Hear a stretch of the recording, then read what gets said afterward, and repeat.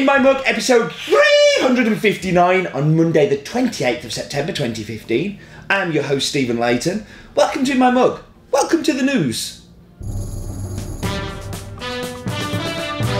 Okay, so news.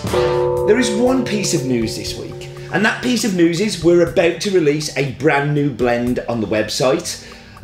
This blend went live on Friday, and it's the answer to everything. Well, what is the answer to everything? Well, it's obviously 1973. It's an in-joke. You have to be in to get it, but you don't have to be in to get the blend. You can go and buy it on the site now.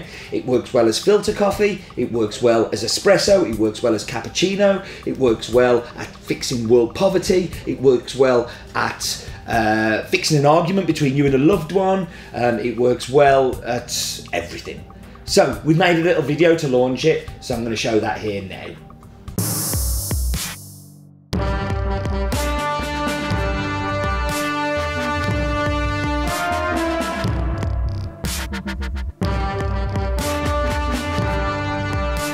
Stephen, welcome back.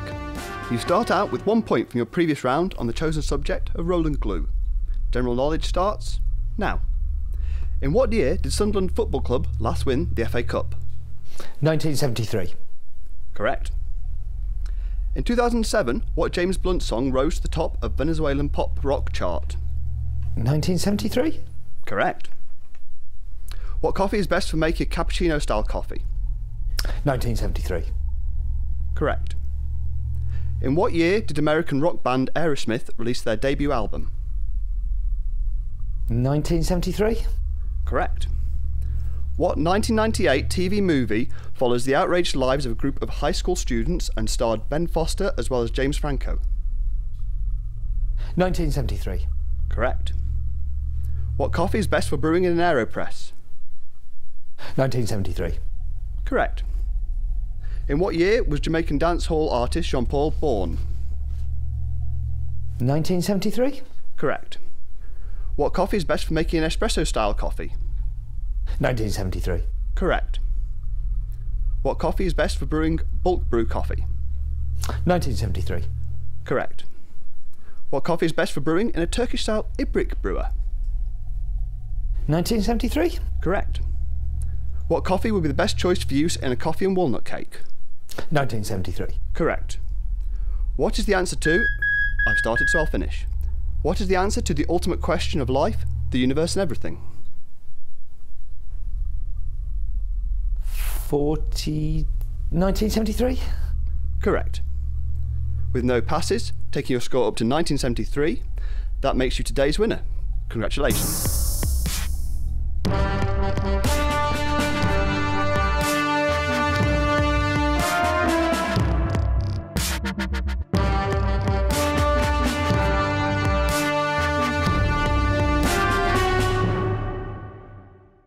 So that was the news, the only news that we have.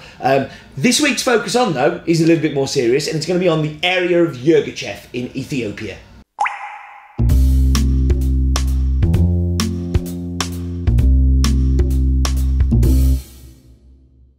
So Yirgacheffe is in Ethiopia, and is a micro-region within the much larger region of Sidama, or Sidamo, depending on whether you're right or wrong, in southern Ethiopia.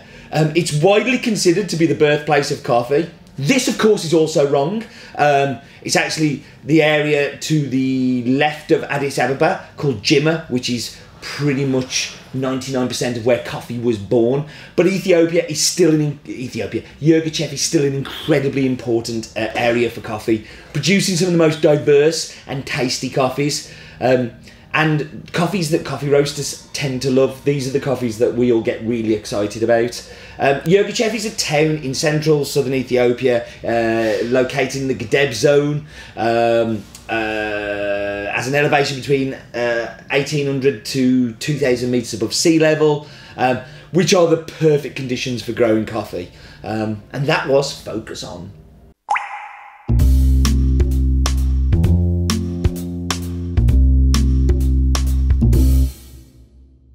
So it's good news. We're going to Africa. Yay! We haven't been to Africa for ages. And we're going to Guess where? From focus on, can you work it out? Yirgacheffe, which is in central southern Ethiopia, and again has some amazing plant stock. This coffee comes from 800 smallholders in the town of Gedeb, which is about 40 kilometres south of Yirgacheffe, so it's a little bit further down. As you're on the road towards the Kenyan border, has an altitude of 1900 to 2100 metres in this area, and is pretty special. Now the problem with Ethiopia is there are many millions of bags sold every year with the term Yirgacheffe on them, and they're all completely different. And basically you have to find them on the cupping table. You may have seen over previous years how many different Yirgacheffes we've had. We've had Gedeb a few times, but we've also had others that we haven't seen because they're just terrible. Everything goes through the, well, not everything, but majority of coffee goes through the ECX, which is the Ethiopian Commodity Exchange, where things are cupped and graded using something called the Q grading system. And yeah, it's basically just whatever tastes good is what we end up buying. The Kurumi part of this name is a varietal that I've not seen before, but apparently is incredibly indigenous to Ethiopia. Has a tendency of being very sweet, very aromatic, very floral, all the things that pretty much I tend to like in coffee. This is a fully washed coffee, so it's gone through the pulping machine, take the pulp off. It's then been put under water for the fermentation process to happen. Now this is between 36 and 48 hours, depending on temperature, humidity, lots of things happening in the local area can really affect how long it is there. But basically they'll pick it up out of the water and scrunch it together, and if they think it's ready, then it goes onto drying tables and gets dried out there in the sun. And that can take anything from 10 days to 3 weeks.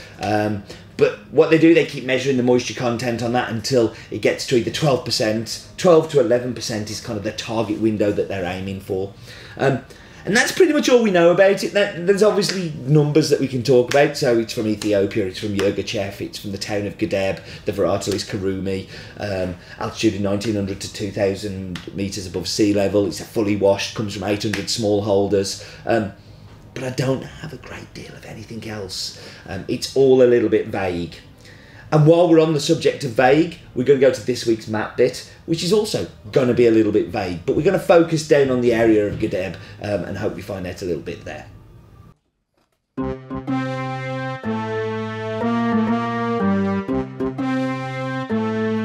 So it's map bit time. There I am. Seems a long time ago that. I must update that at some point. Actually, no, that's work. Forget that.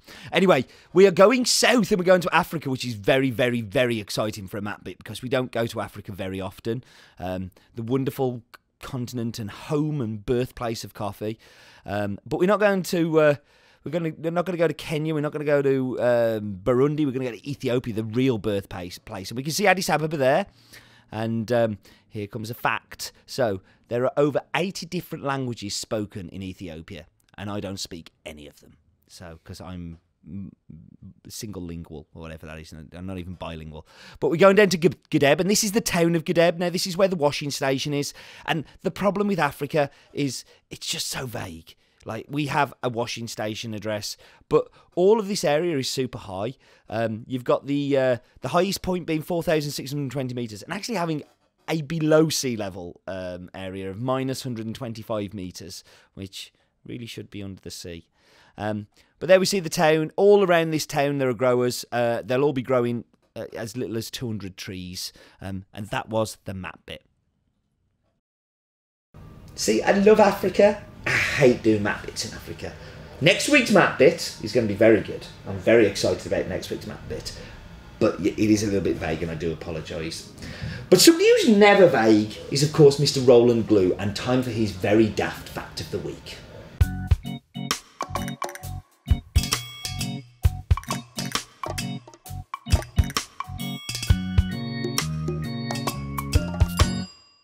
There is a football team in Ethiopian Premier League called Ethiopian Coffee FC, and they were formed in 1976, not 1973, Stephen.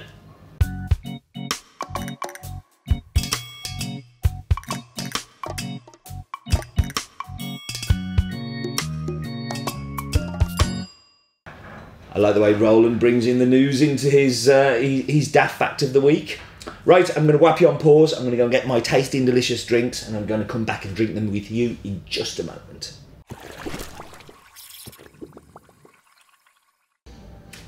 Back. Let's dive straight into the espresso. So, for me, washed Yirgacheffes are very much like washed Kenyans, that they can be a little bit much in the espresso, but I'm willing to give this a go.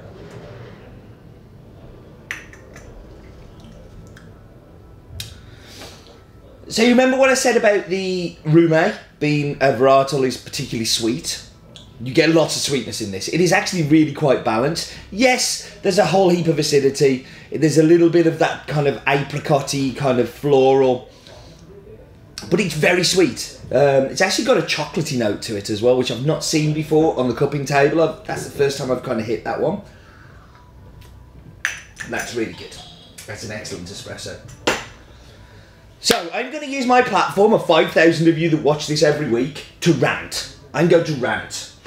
And while I rant, I'm going to pour that in there. And you'll understand why. I don't have a cappuccino this week. I don't have a cappuccino as one, I don't have any milk, because somebody used up all the milk. But two, I had a horrible experience today. So I went into a coffee shop that I'm not going to name, and I ordered a filter coffee. A filter coffee. A filter coffee.